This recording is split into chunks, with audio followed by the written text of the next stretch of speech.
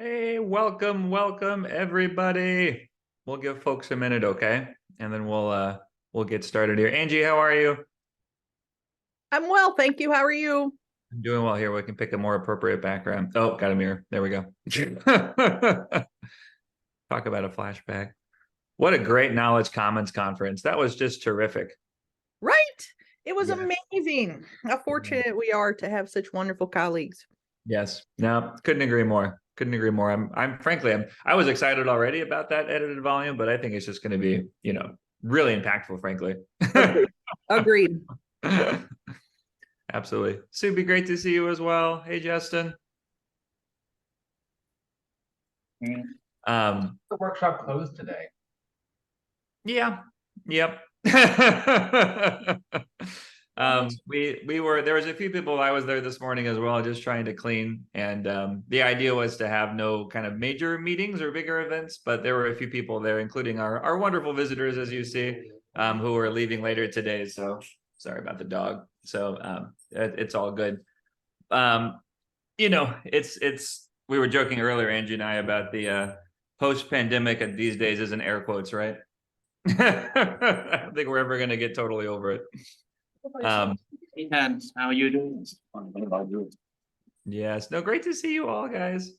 So what I thought we could do is, we'll do a quick round of introductions here. This is going to be kind of fun because it's just basically a panel discussion. So we have some questions that we queued up yesterday, so we can get going with some of those first. But, this is a discussion first and foremost. So we're going to just open it up pretty quickly to the group, if that sounds okay to everybody. Yeah, we just need to send Andrea the Zoom link. Yeah, please do. Eytan, that sounds great. Um, And while you're doing that, that'll give me just a second to pull up those questions that we came up with yesterday. So here we go. Here it is. I got my cheat sheet, so we're in good shape now. Excellent. And Simon, thank you again for all your help with all the Knowledge Commons work. That was a very heavy lift, but very much appreciated. Okay. So guys, again, welcome everybody. It's going to be it's going to be a fun discussion, I think, and it'll give you a highlight into some of the overlapping nature, our Venn diagram of programming at the workshop, in this case, in terms of our work on space governance, as well as our work on internet governance and cybersecurity, because these days, wow, there's a lot of cross-pollination, going on. Eytan and I and others have been working on some projects along those lines, but we're very, very fortunate to be joined by a couple of very world-renowned experts on this topic today as well. I just get to moderate, so this is going to be the fun part for me. And we'll be asking some questions. We'll take the discussion hopefully in all sorts of directions. But for those unfamiliar, I'd like to start with just a couple of quick introductions here. So let me just double check that we have Andre. Do we have you on the line as well? Were we able to find? Let's see. Maybe not quite yet, which is totally fine. I'll turn back to Andrea in just a second, and if she winds up joining a bit later, that's completely fine as well. But one of them will be hopefully Andrea Harrington, a co-director of the Institute of Air and Space Law, an associate professor at McGill, who's also been participating in our Knowledge Commons conference this week, as we've said, and we're very lucky to have her. And we also in the room there have Letitia Cesari. So Letitia, among other things, is a consultant for the UN at Disarmament Research. She's a doctoral researcher at the Luxembourg University. She specializes in space law and policy, focusing on security and safety aspects, space traffic management, space situational awareness, and also this nexus of space and cybersecurity. So talk about the fun stuff. And then, lastly, we have Eytan. Everybody knows you. But just briefly, Eytan is, among other things, a visiting assistant professor here at IU, teaching courses both at the Hamilton Luger School on space governance and at Mauer, a brand new course, the first ever space course, which is quite cool, at Mauer on space cybersecurity. And between us, I've been hearing from the students, and they've been giving him rave reviews. Has been, of course, has his PhD in this discipline, and has been really instrumental in building out the space governance portfolio at the workshop, which we're also very thankful for. So guys, the team is assembled. Avengers have assembled here. Hopefully, like I said, oh, Andrea, welcome as well. Great to see you. Thanks. I couldn't find the Zoom link anywhere. So don't even give it a second thought. Yeah, no, it's great to have you. And then we're just going to kick things off, if it's okay, with some of those questions that we teed up yesterday. But like I said, guys, after we go through, a couple of rounds here, we're going to open it up quickly. Would love to hear your thoughts around this topic, intersections with different working groups, different disciplines, etc. That's the fun part of this melting pot that we get to play in. So, first off, I think one of the late-breaking developments in the last, couple of years that's really galvanized interest at this intersection of space and cybersecurity, frankly, has been the war in Ukraine in particular. And I'm wondering, whether it's the Viasat hack in those opening days or what we've seen more recently with just, frankly, the reliance of the Ukrainian armed forces on, for example, Starlink and Starshield these days. I'm wondering if we could turn to, several of you kind folks and just kind of give us your perspectives, your reflections on, how important, how much of a pivot point, right, the war in Ukraine has been for this intersecting field here. So maybe, if it's okay, we can turn to Andrea, maybe you first, and then Letitia, and then Eytan. Is that all right? sure, no problem. I'll just make brief comments so that we get through, because there's a lot of questions for today. I think in terms of the Viacom hack, right, it shows both the vulnerability of space systems, but also the resilience that comes from the opportunity to have multiple systems. So the Russians thought that they were going to be able to break down Ukrainian communication for their military and have an easy time of it because they were going to take down Viacom, and they knew the Ukrainians had Viacom. What they didn't anticipate was that Ukraine was going to pivot quickly to another solution. And so I think there's a lesson there for cybersecurity, where obviously cybersecurity is important and we need to do our best to make sure that our systems are as secure as possible, but understand that you can't 100% secure anything against a hack. And so having a backup plan, having some sort of other resiliency in place so that you're not completely sort of out of the game if the worst case scenario in terms of your cybersecurity does happen. And I think that's arguably just as important as the cybersecurity itself. And I'll turn over to my co-panelists. No, that's great. Thank you so much. Yeah. And Letitia, if you wouldn't mind, just for the kind of uninitiated in the group, if you could maybe give a little bit of background on what the Viasat hack, was and why it got so much attention at the time, that could be maybe helpful too. Absolutely. Thank you, Scott. And thank you, Andrea, for opening the discussion, because indeed, what we see for since the beginning of the 90s is that space assets are integrated into almost all of the military activities, not directly as, direct disruptive systems, but mostly as supporting systems for operational deployments, for the tactical use of troops, also for strategy and decision making. And this is where information transfer, but also access to connectivity is fundamental. And they are very much key elements to give advantages to all types of forces and troops, but also for governmental services. So we see that across these different functions, as I said, communications and connectivity are keys, and they are enabled by the different layers constituting, satellite communications. And it's from the infrastructure, based on the ground or in outer space, but also all of the applications layers, all of the digital layers, the different processes used.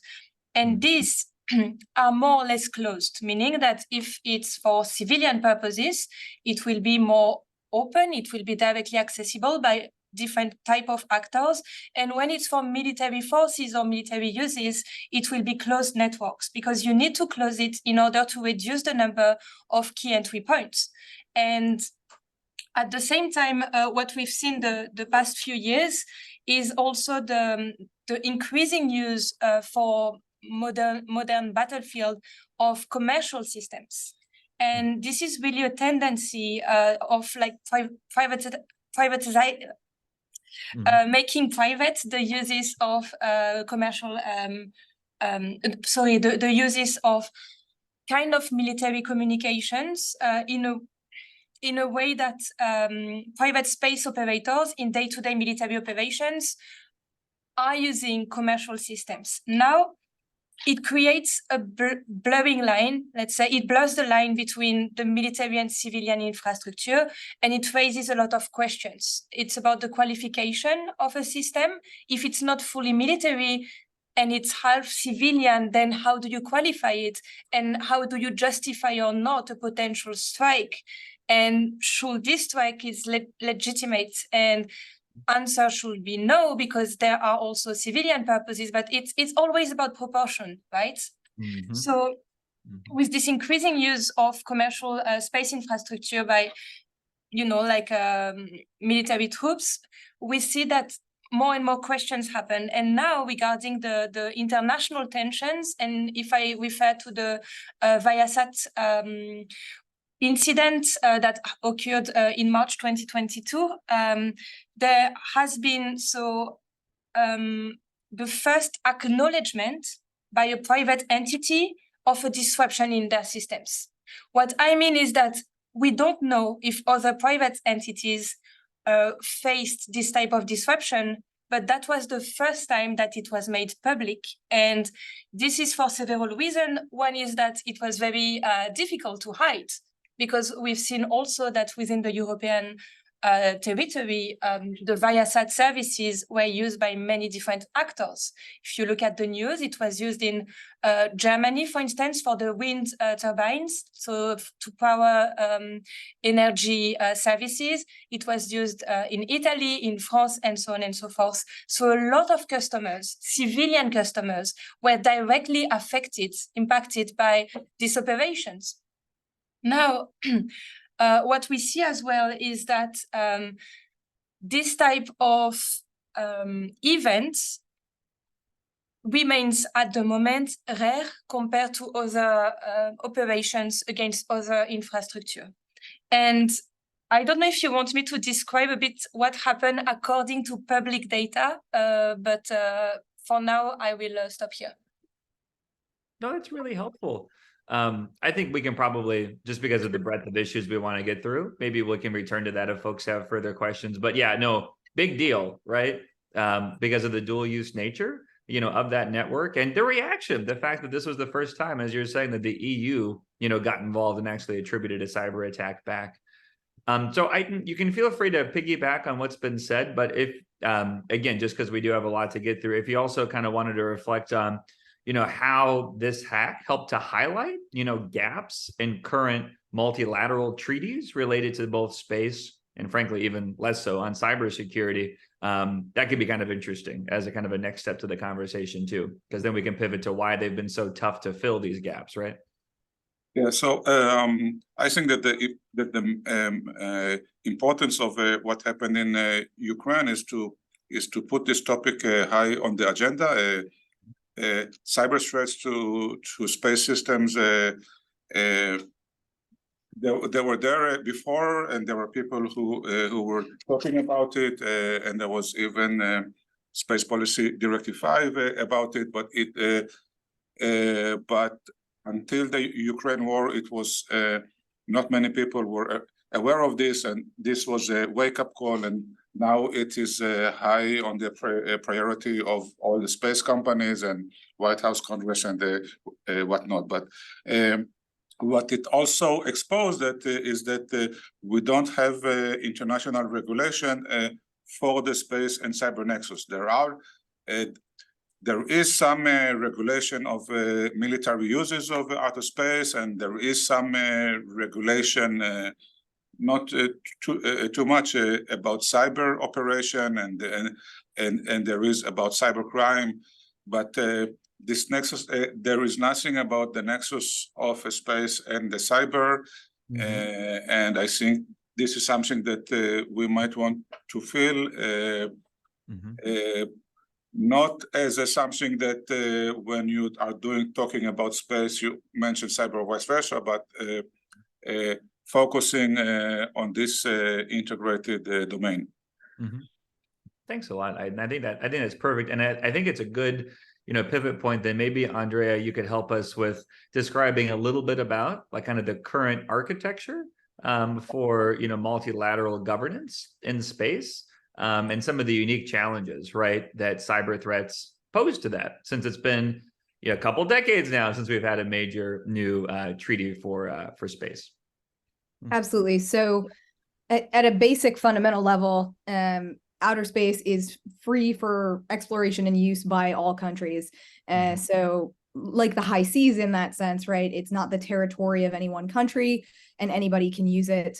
And there's a principle that states cannot appropriate space and claim, whether it be an orbit or part of a celestial body, you cannot take sovereign territory in space. So that's the underlying most fundamental part of the regime. But for the purposes of our discussion here, for cyber, what's really important and what's arguably the most important article of the Outer Space Treaty, because it is a departure from other areas of international law, is Article 6, which tells us that states are responsible for their national activities, quote unquote, national activities in space, regardless of whether they're carried on by the state or an agent of the state, or whether they're carried on by a private party or non-governmental organization.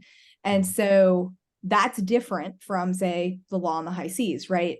If a shipping company does something wrong, if Carnival Cruise Lines does something wrong, you're not looking at the country where that ship is registered and saying, you violated international law. That's not how that works in law of the sea and in other areas where there's no territorial jurisdiction. But in space, it is. So if Blue Origin goes and does something under one of their own private contracts or for their own interests that could be considered a violation of international law, that would be considered the United States, right, committing a wrongful act in international law.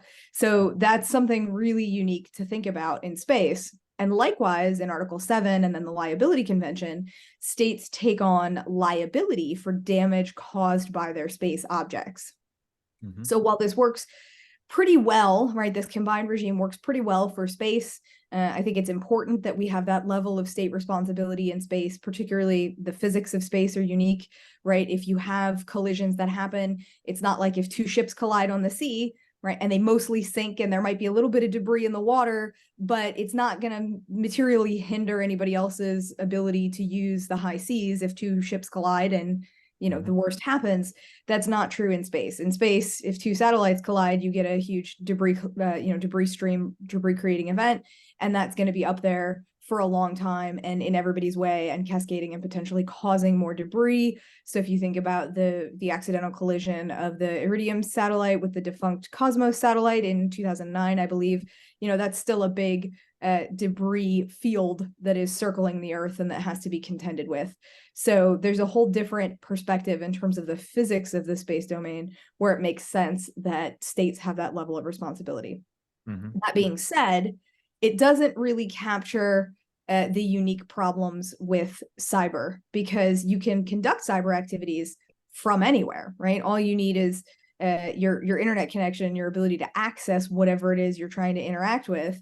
Of course, satellites have computer systems and are using radio frequency and are transmitting data, because otherwise, what good would they be to us? Which means they inherently have cyber vulnerabilities that you can, do a certain amount to deal with, but at some point, as we were talking about earlier, there's not 100% hack proofing of any cyber system, but you likewise can't really attribute to a state the behavior of a hacker sitting in their home somewhere on the state's territory.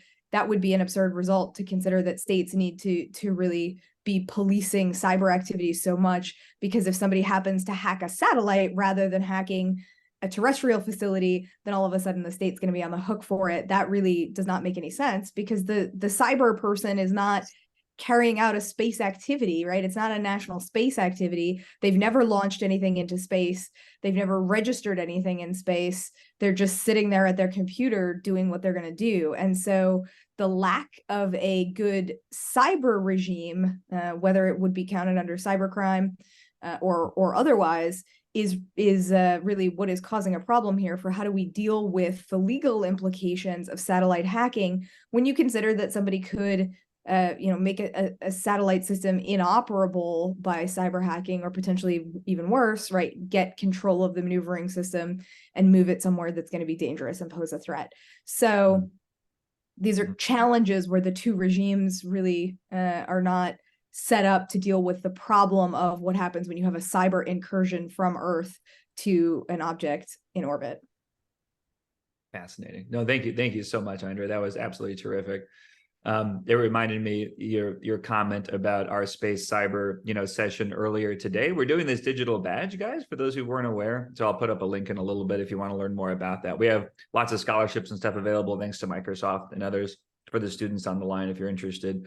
But the security by design idea, that's very much in vogue across the board, and its application to space, I think, is interesting. There's a lot of discussions now about software safe harbors and how to incentivize companies just to develop more secure code. The EU is experimenting with the extension of products liability law for that purpose. I think in the US it's going to take a pretty different form, but talk about cross-pollination, right? Because like you said, it's all software. Really briefly, Letitia, you have a lot of expertise with the UN, needless to say. And I'm wondering if you could help us better understand, why can't we just lean on the UN Office of Outer Space Affairs and the Committee for the Peaceful Uses of Outer Space just to come up with a new treaty, just like the ones that Andrea just walked us through that were created back in the 60s through kind of the early 80s, right? Why is it so much tougher now to get agreement on something like this? It seems like this is one of those issues that's kind of low-hanging fruit, right? We all can agree that we don't want ransomware attacks on satellites. So I will try to answer in a short manner, but it may be a bit tough. So the Outer Space Treaty and the subsequent legal instruments that were adopted were, negotiated in a time where there were not so many people at the table of the negotiations. I mean that there were not so many people conducting space activities, but also not so many people taking part in diplomatical discussions at the multilateral level. What we see now at the moment is two big fora of discussions. The first one is more dedicated to civilian, commercial, and scientific purposes, and it's the Committee on the Peaceful Uses of Outer Space. It has a very specific agenda, and many members who want to work and develop a bit more the international understanding and, mutual discussions on civilian questions. Now, the Conference on Disarmament that is based in Geneva is composed of 60 and so members, and it's more focusing on security and military questions related to space under the agenda item preventing an arms race in outer space, so it's called PAROS, and they are discussing different threats, right? So now there is a strict distinction in the diplomatical world between security issues that are more related to intentional threats and safety issues that pertain to accident and other measures and some measures that can be taken in order to reduce the risks of incidents. The thing is, if we think about the different treaties in place, we have a framework that we can work with, that is the Outer Space Treaty. Article 6 of the Outer Space Treaty provides for states to authorize and supervise the activities of their space operator. Under this article, some states, when they deliver a license, they add some criteria, and some criteria are legal, administrative, and some are technical. And under the technical requirements, there is a possibility to for states to ask their space operators to meet certain requirements regarding to cybersecurity. But every state is different, right? And not every state has the possibility to have a set of cybersecurity measures. And this is why there are technical measures that can be used, like international standards, or for instance, ISO standards. And it's about raising awareness. There is a second aspect regarding this type of possibilities under technical requirements. It's the fact that companies, they don't always have the money to invest on cybersecurity measures, especially if their activities are not so sensitive, are not strategically are not strategic targets. Why investing so much in cybersecurity measures when you are most likely not likely to be attacked or the target of whatever, and you know that it will be more expensive for you to invest than to actually conduct your activities. So that's the point. Now, if we look at what's happening at the Conference on Disarmament, there are parallel discussions. The first one is on cyber or ICT, and the second one is on space, as I said, under the Prevention of an Arms Race in Outer Space agenda. At the moment, in New York, at the UN General Assembly, the first committee is discussing, and we noticed like the people reviewing the discussions, and I'm thinking especially of Reaching Critical Will, who is doing a great job. They noticed that there are not so many cyber-related questions raised in front of the first committee, and when it's raised, it's recognized that indeed there are some threats that are posed by offensive cyber operations. So it's quite neutral, but it's also like kind of pointing fingers. And then some of the countries mentioned the fact that developing countries are more vulnerable to cyber threats. And I'm really talking about cyber threats in general and not specifically targeting outer space or, you know, like the ground infrastructure. So, and this is what some states are saying, and they add also that the cyber domain is not lawless and it should not be abused for the purpose of malicious behavior, such as cyber threats against critical infrastructure. So states are making statements to first raise awareness and to second show that they are working on the topic. And there are multilateral efforts to prevent cyberspace from becoming, you know, like the target or the area where the tensions are condensed, you know.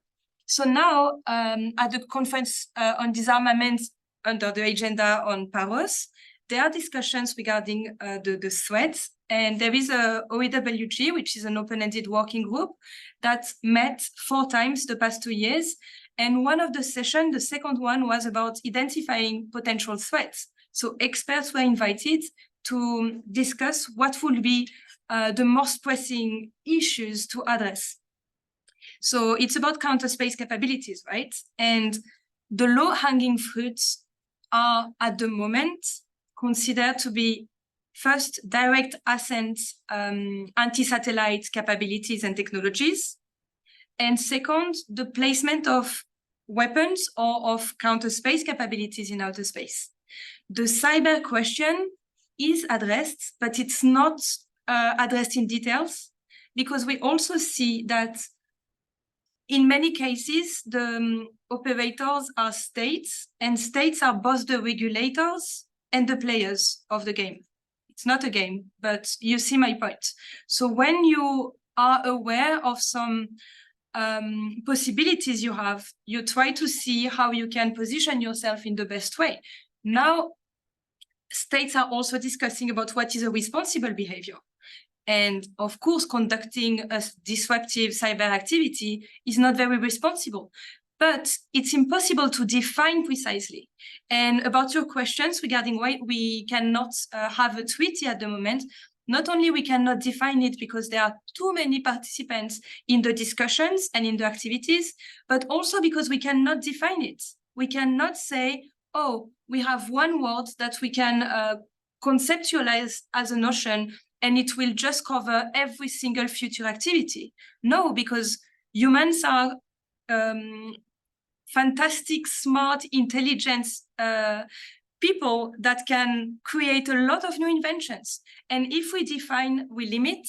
And if we limit, we have to think of other ways and other instruments to define further. So it's an endless process. And that's why it's about discussing what would be the best way to reduce tensions, to reduce this type of activity, and to try not to make outer space for many reasons, including all of those that Andrea mentioned, to not make outer space, like a battlefield or something similar. Super, super interesting. Thank you so much, Letitia. I think that was very, very helpful. Because I mean, on first blush, if you're coming to this topic fresh, you might be confused, right? I mean, we have a UN Convention on the Law of the Sea, we have an Outer Space Treaty, we even have a UN Framework Convention on Climate Change, but so far, it's been really challenging to do something specific for cyber outside of the cybercrime context, or to think about the cross-pollination of these domains, right? And how they should be regulated, which gets us to like really the multi-trillion-dollar question these days, Eytan. And then we're going to open it up, okay, for questions, comments. I have some others if we need to turn to them, because I think we could nerd out about this stuff all day, frankly. But one of the key points I think raised toward the end there of Letitia's response was, hey, you know what? What exactly are the boundaries here, right? So, Eytan, help us a little bit. There's been a lot of discussion back and forth about whether space should be thought of as a commons, as a global commons. The US government has changed its views, shall we say, on that topic over the years. And there's a bill pending in Congress right now to treat it as critical infrastructure, right? In a similar way that the EU, to an extent, already does. Are those two concepts kind of in tension as we think about space and space governance?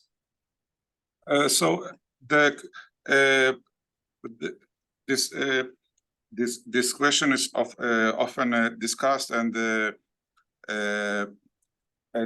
are difficulties in discussing that, because first, when we're talking about space, it's a huge thing, and to say about all outer space, it is global common or not global common. I think maybe this is not the right question. We don't say about Earth that Earth is global commons. We can say maybe that the high sea is global commons, but Earth, that it is smaller than outer space. You have the open sea, and then you have land, and you have private land and government land. So it has so the question should be more specific, not about outer space, but maybe parts of outer space. And then the other thing is, what do we mean by global commons? The US is saying that outer space is not global commons because the US fears that global commons mean communal property. So the US does not want to see outer space becoming communal property, which would mean that anyone who wants to mine space resources would need agreement from all other countries. So this is the context in which the US says that outer space is not global commons. But this is not any official interpretation of the concept of global commons. There is no definition anywhere of what is global commons. The ones that you find in the literature basically say that global commons, if it is outside of jurisdiction of any country. And anyway, the Outer Space Treaty says that outer space is beyond the jurisdiction of any country. So in this sense, it is a global common. So I think we need to be more specific on the area or on the context that we are talking about. And if we are talking and space is also the infrastructure that we put there is critical infrastructure because it is critical to our way of life, to the operation of the military, but also to our daily life and to the economy. And beyond that, I think that space infrastructure is critical infrastructure, not just for the US. It is critical infrastructure for China, for Russia, for most countries, for most people. And if we want to make sure that it functions right, so we can we can use it, this is an issue of common interest for everyone. So this is why I hope that one day we can come together, US, China, Russia, India, other actors to see if we can agree on some basic norms for the space and the cyber nexus to ensure our common interest to keep it safe. If I might just jump in for a minute on the critical infrastructure piece, because Scott, you asked if there's tension between the two concepts.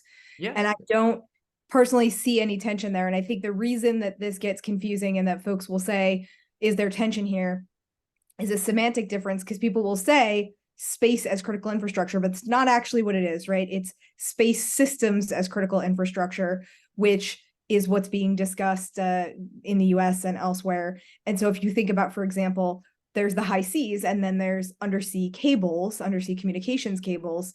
Those might be critical infrastructure that can coexist with the concept of the high seas. The global Earth being what it is, right? We use commons for infrastructure reasons all the time.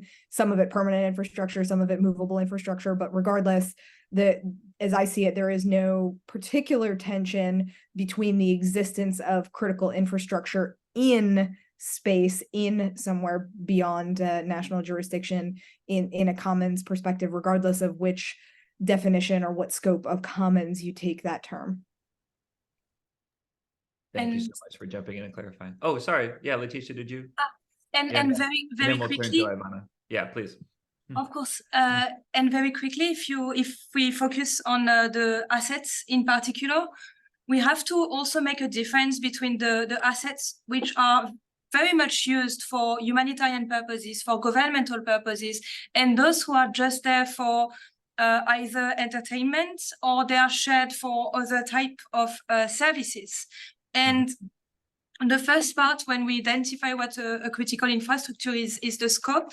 So if there is a disruption, first, what is the country that is targeted or that is facing the damage and the disruption? And sometimes the projects are the results of a cooperation between different states. So we have to take this into consideration, because not all of the states have the same definition of what a critical infrastructure is, and whether, for instance, a scientific instrument, because you have a lot of scientific instruments there, can be considered as it is. So that's a big question. And also, if there is a disruption creating debris, and this is what Andrea said before, the disruption that can stem from the creation of debris is also extremely problematic for other assets.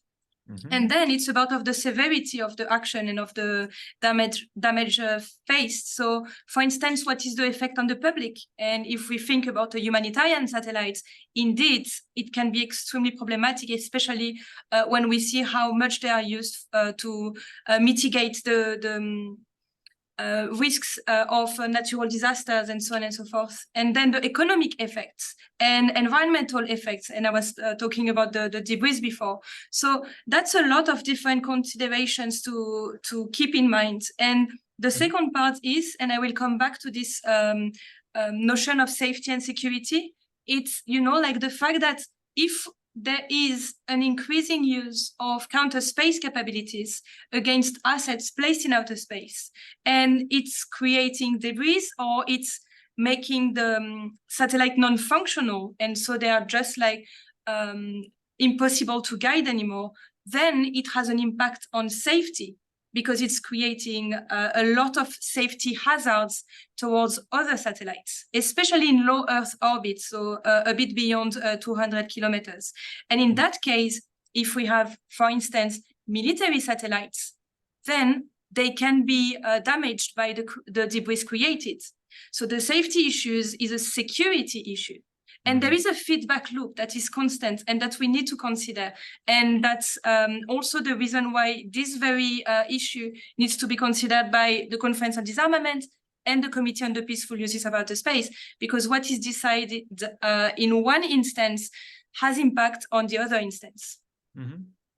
Thanks so much, Letitia. I think that's wonderful. We could go all day. This is brilliant. I love it. So Ivana, let's turn to you next, if that's okay. And then Subi after that. Hi, Tol. Thank you for very interesting topic. I think the topic is very complex, and we couldn't look this topic only from one side. We need a multi-level approach. We can consider space cyber from cybersecurity, from cyber defense. Sorry if I made mistake. My native language is not English. Also, we can look it from cyber policy, cyber prevention. I think that the problem is first step is cyber policy that will made a framework, main framework that will lead to cyberspace security. But when we are talking about cyberspace, it's specific topic. It needs further knowledge from all sides, also from policymakers and from the cyber defenders, and also from those who can done some terrible attack or cyberspace malware, because as we know, cyber attack can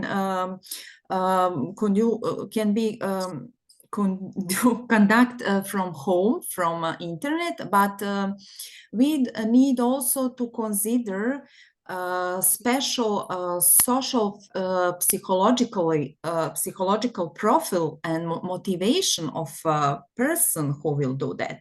So attacker is not the same as any cyber attacker.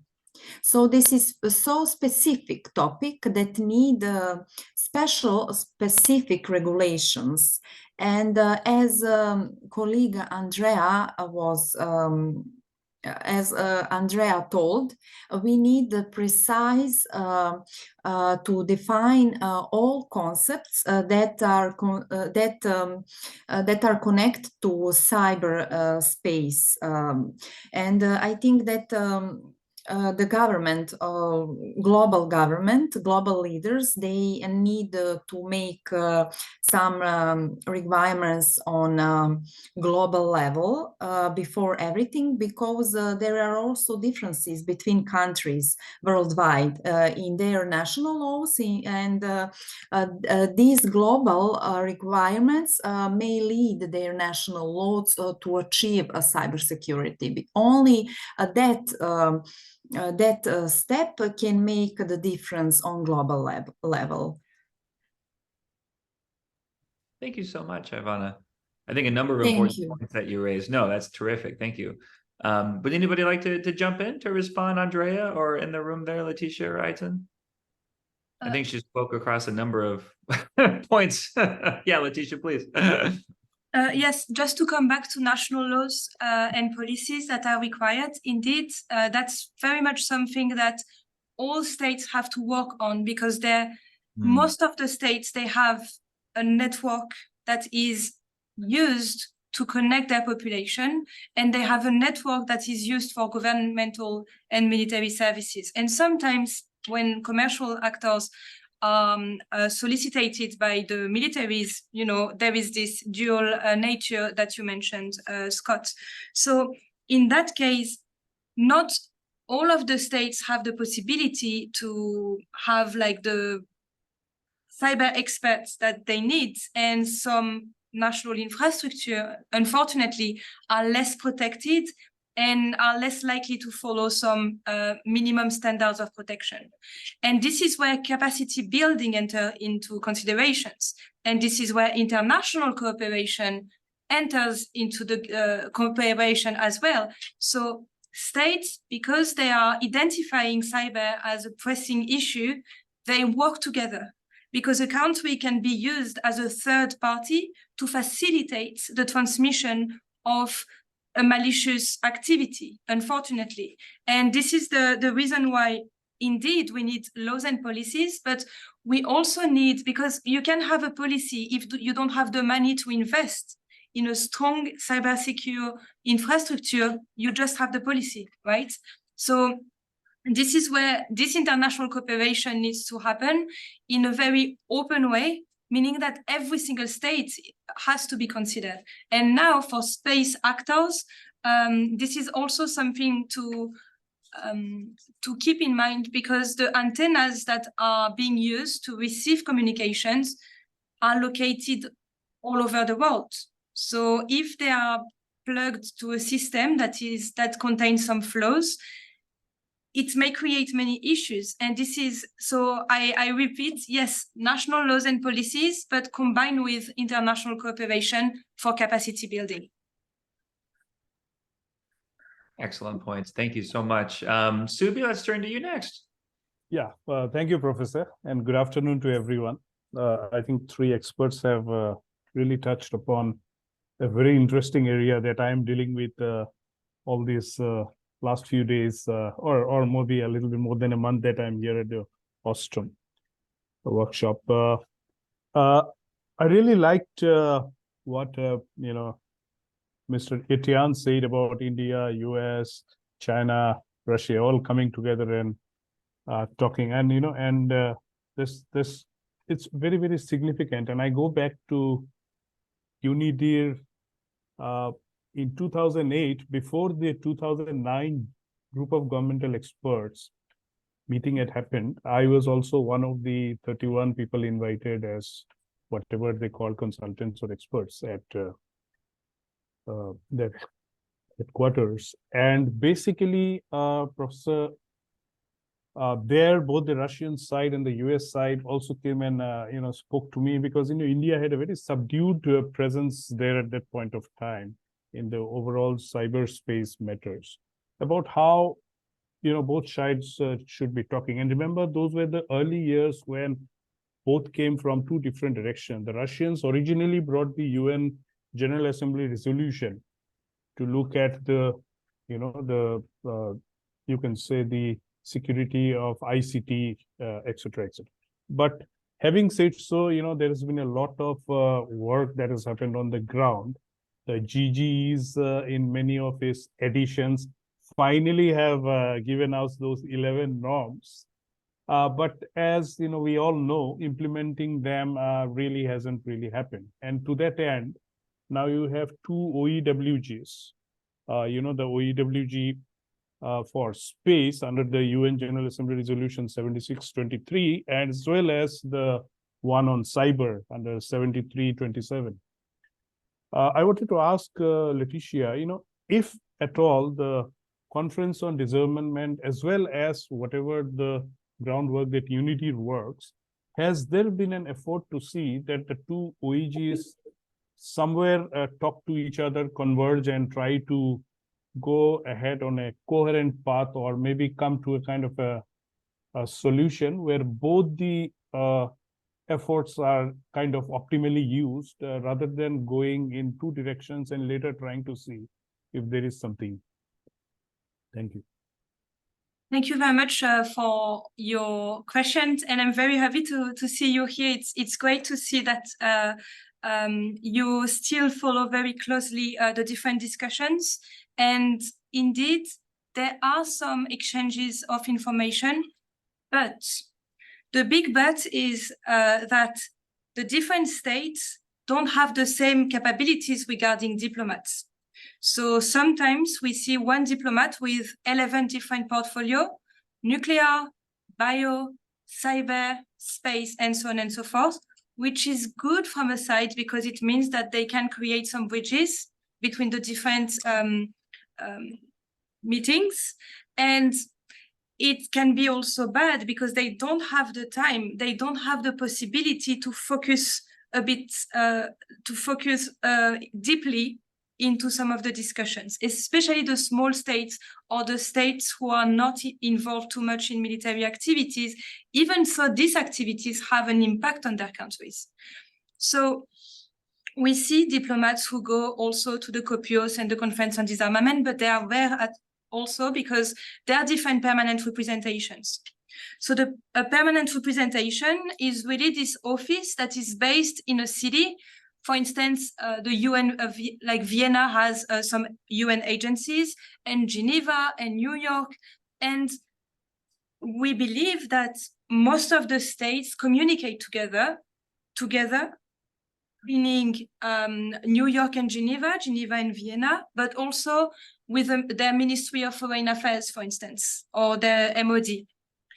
Now, what we also see is that sometimes it's very different actors. So for instance, at the OEWG, we don't see representative from the telecommunications world, but we see representative from the different space agencies or the different offices within the Ministry of Defense of the different states who go there. So the space commands or the space forces representative and so on and so forth.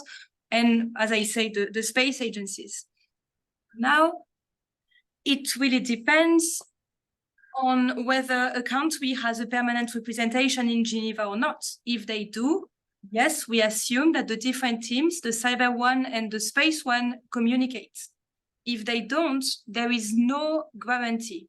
And this is where the institute, so the UNIDIR, the United Nations Institute for Disarmament Research, works a lot on these junctions between the different discussions. So at the institute, the different researchers, they work together, they cooperate, and there are a lot of connection between, you know, like the nuclear, the space, the cyber security and technology, information also.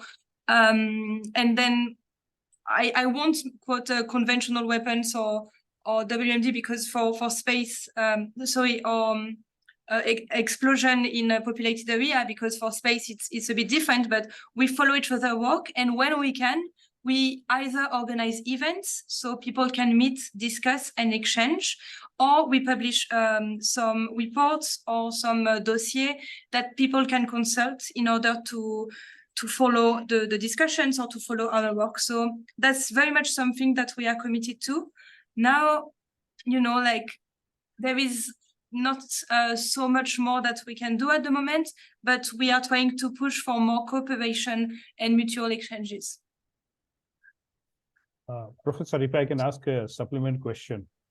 Oh, sure. Yeah, please go ahead. Yeah, you also mentioned about too many participants, you know, when you spoke about. Now, I just wanted to ask Professor Eytan this question, that is multi-stakeholderism and multilateralism also coming in the way of trying to comprehensively, you know, focus and come to a point that on the larger issue of, you know, how the cyber conversations have been happening and how the space conversation has happened. And number two, you know, is there a loss of focus? For example, you know, the larger cyberspace issues today have gone in relegation compared to the, you know, the new in fashion artificial intelligence discussion. So has UN and every other entity now become more focused on AI and almost kind of taken the whole overall issues about cyberspace in the back burner? Thank you. Thank you for the question. So regarding the forums, there is tension here. On the one hand, there is advantages, and we do want to see multi-stakeholder forums because we want to bring all the actors to hear their perspective, to learn from their experience, from their needs. This includes, for example, commercial space companies, commercial operator who can share their needs, their experience, their view. On the other hand, as was mentioned here, if the forum is too large, it is hard to agree on anything. And I think at the end of the day, we don't need to have only one forum. We can have a multiple forum, and each forum can have different participants according to the issue. So if we're talking, for example, on cyber warfare, perhaps a forum should be more by the leading space and cyber power, US, China, India, Russia, maybe Europe. They might be the main participants in such a forum, maybe a few more, but this would be a forum that would be more efficient in adopting some common norms. If we're talking about cybersecurity standards, here it is more important to hear all the operators and to talk with everyone. So when you are talking, for example, about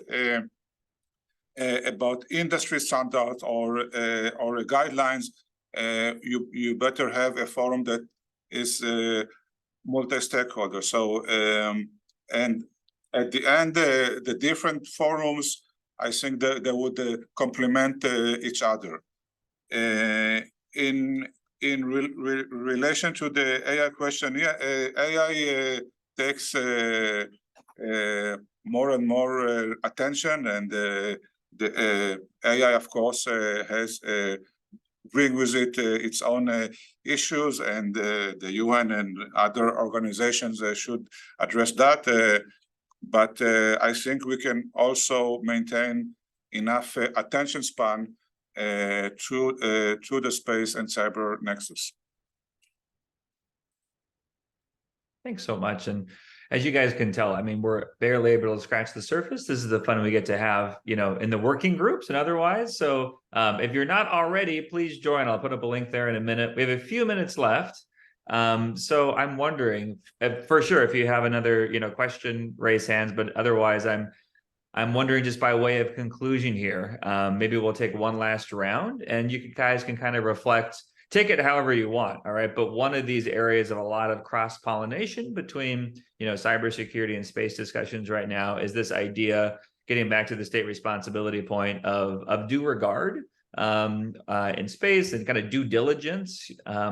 This idea of, hey, what should be, you know, for example, the common but differentiated responsibilities of states to police their networks, you know, and their companies, et cetera. And similarly, as on the planet, as in orbit. So I'm wondering, how are those discussions, do you feel like, progressing? Are they influencing? Are they impacting one another at all? And how are states, you know, trying to draw out or influence this approach, right? There's some countries like Germany, for example, or even Japan that have been, you know, quite forthright about their approach to these topics and have been pretty influential. So would love to hear thoughts along those lines. Maybe Andrea, we'll start with you, and then being mindful of the time, we'll try to keep it pretty quick, and we'll try to get through Letitia and Eytan before we have to close.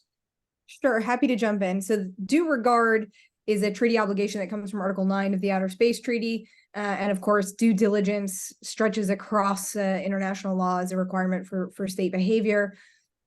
I'm a big advocate in using the due regard principle to create standards of behavior for different types of activities, and saying this is acting with due regard and this is not acting with due regard. States have not done nearly enough of that, in my opinion, up to this point. So my research in recent years has focused on really ringing that bell and saying, hey, we have a tool that already exists as a binding provision. Let's use it because we can use it.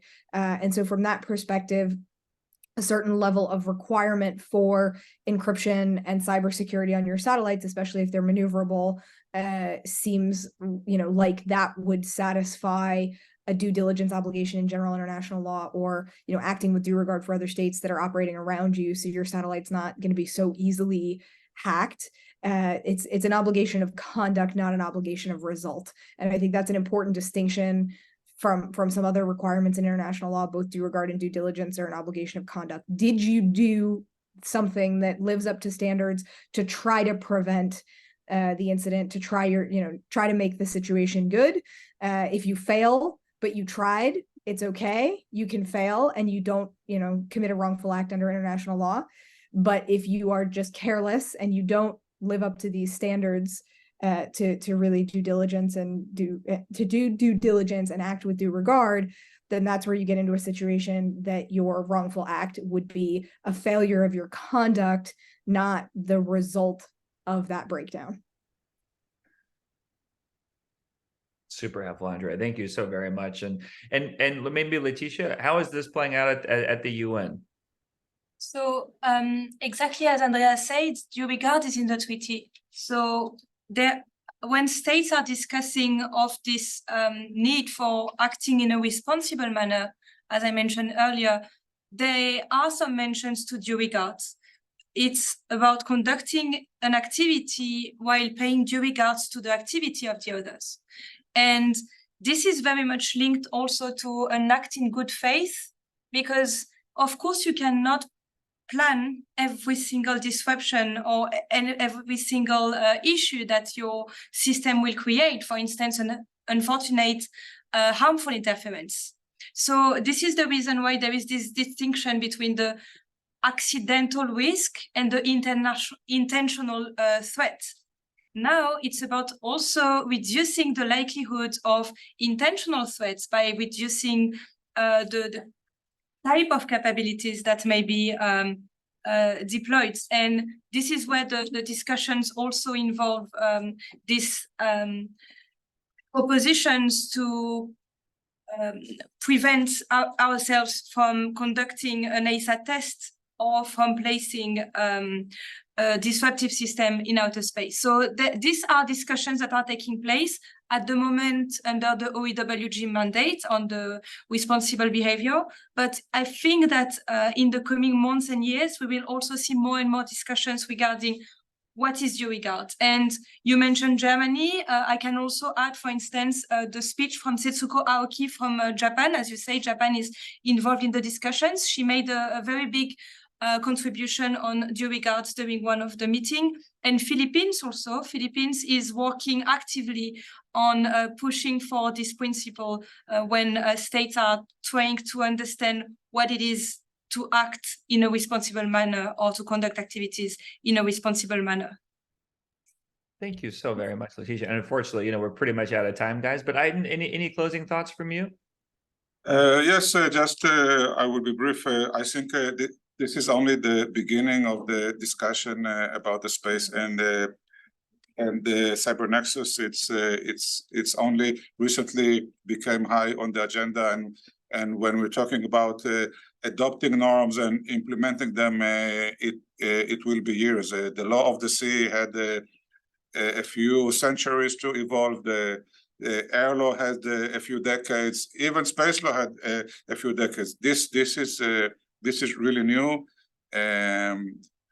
but it is good that we launched the discussion, and I hope that we will see the results in the years to come. Fantastic, Eytan. Yeah, and we put that link there to the working group. So this is just hopefully the beginning of the conversation. So guys, please join me in thanking our distinguished panelists for a terrific discussion. Really, really enjoyed it. We covered a lot of ground here on Earth and in orbit. So thank you very much, and look forward to continuing these conversations. But we'll close for now, guys. Thanks for joining. We'll pick up next week with the colloquium. For those on fall break, enjoy it. Be safe. Have fun. Thanks, Scott. Thank you. Thanks for sharing. Oh, thank you. Share with pictures. Yeah. Go team. That was great, guys. Also, Scott, we have a meeting now, I think. We do. I just saw that. Yeah. Maybe we No, can have so lunch after take a that. few minutes, Eytan. I'll jump over to that. Actually, But great seeing you all. if she wants, we can eat at the pergola Thank you. outside so she can feel okay.